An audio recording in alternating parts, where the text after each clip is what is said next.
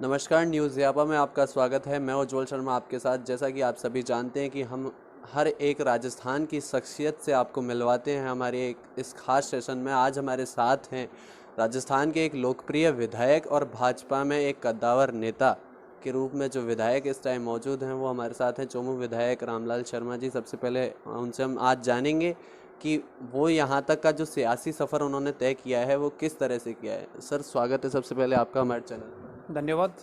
Sir, पहला सवाल मैं आपसे यही पूछना चाहूँगा कि जो आपकी विधानसभा है वहाँ जातिगत समीकरण ऐसे हैं कि जो जीत और हार होती है वो कुछ चंद वोटों से होती है।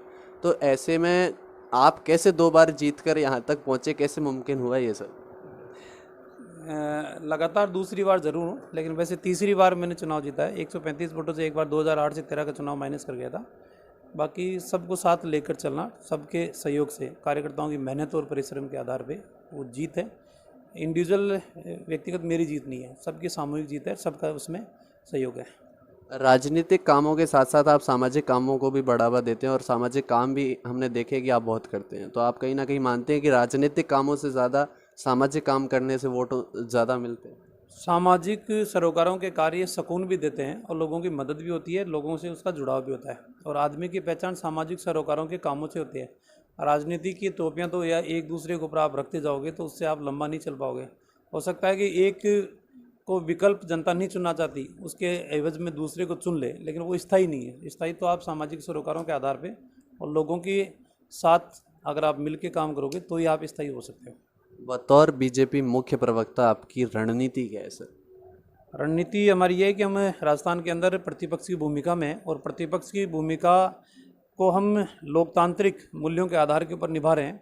और हमारा हर काम यही है कि सरकार जिन वादों के साथ और जिन घोषणाओं के साथ सत्ता के अंदर आई है, जनता के वो वादे पूरे करें और समय समय के ऊपर जनता की समस्याओं को, जनता की मांगों को, जनता के दर्द को और उनकी परेशानियों को हम सरकार के सामने रखेंगे, जो एक प्रतिपक्ष की हमारी भूमिका है। आप कहीं ना कहीं जो कांग्रेस में वरिष्ठ नेताओं में असंतोष है उसमें आरोप लगाए जा रहे हैं कि कहीं ना कहीं बीजेपी उसमें भूमिका निभा रही है, उसको कहाँ तक सही मान? असंतोष उनके खुद के नेताओं में है। सदन के नेता के और डिप्टी सीएम के बीच में 1.5 साल तक संवाद नहीं हो, बातचीत नहीं हो। फिर वो कहते हैं कि हमारे सैद्धांतिक मतभेद हैं और सैद्धांतिक मतभेदों के आधार के ऊपर इनकी लड़ाई शुरुआत हुई। और वो लड़ाई इनके मंत्रिमंडल के बंटवारे को लेकर, फिर मंत्रिमंडल के बंटवारे के बाद में मंत्रिमंडल के अंदर जो अधिकारी लगे उनको लेकर, फिर उनके चाहने वालों और नहीं चाहने वालों के बंटवारे में महत्वपूर्ण विभाग उनको नहीं मिलना, कईयों को मिलना, ये आंतरिक कलह कांग्रेस का है और उसको सिर्फ डाइवर्ट करने के लिए भारतीय जनता पार्टी को आरोप लगाते हैं। बाकी इनके विवादों से हमारा कोई लेना देना नहीं है। बीजेपी में भी कहा जाता है कि कहीं ना कहीं 2 गुट हैं, तो आप मानते हैं कि 2 गुट हैं या इससे भी ज़्यादा गुट बीजेपी में भी है? भारतीय जनता पार्टी के अंदर कोई गुट नहीं है। सिर्फ कांग्रेस की सरकार अपनी कमी खामियों को छिपाने के लिए इस तरीके की वक्तव्य जारी करती है। बाकी भारतीय जनता पार्टी का परिवार एकमुखी है, एक मत है। और पार्टी के सभी कार्यकर्ता, पार्टी के चाहे केंद्रीय नेतृत्व के द्वारा तय किए गए कार्यक्रम हो, चाहे प्रदेश के द्वारा तय किए गए कार्यक्रम, सब कार्यक्रमों को सामूहिक सहभागिता के आधार पर उनको निर्वाह करने का काम करते हैं। अब आगे आपके सामने जो सबसे बड़ा 2023 का चुनाव है, अगर 2023 में बीजेपी की सरकार बनती है तो माना जाए कि आपको मंत्रिमंडल में जगह मिलना तय है?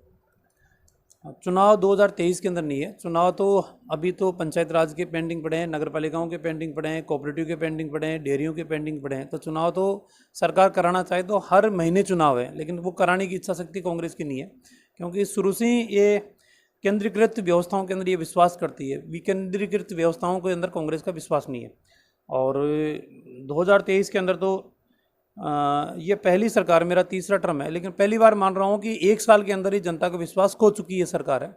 जनता अब लोग अंकों की गणित के अंदर सरकार बनी रहे सत्ता के अंदर, लेकिन ये सरकार जनता का विश्वास खो चुकी है। और 2023 के अंदर तो स्पष्ट रूप से भारतीय जनता पार्टी की बहुमत के साथ सरकार बनेगी। आप कहीं ना कहीं जो बातें कही जा रही हैं कि गहलोत सरकार के सामने राजस्थान में बीजेपी थोड़ा सा फीका पड़ती दिख रही है, उन बातों को कहाँ तक सही मान?